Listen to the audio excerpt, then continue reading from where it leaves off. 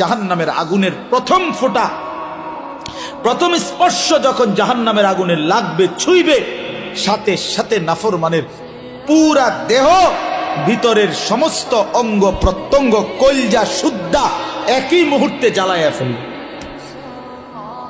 দুনিয়ার আগুন কখনোই এভাবে জ্বলে না।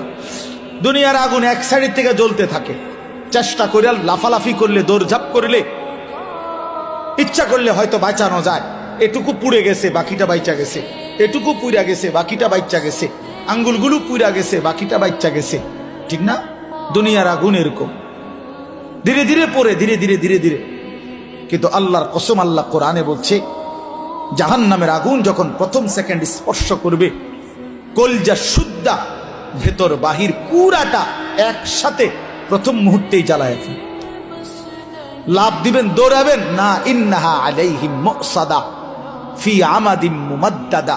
আল্লাহ বলেন, আগে জাহান্নামের মোটা খুঁটিতে বান দেওয়া হবে, এরপরে আগুন জ্বালানো। হ্যাঁ, এটা কোরআন শরীফের আয়াত।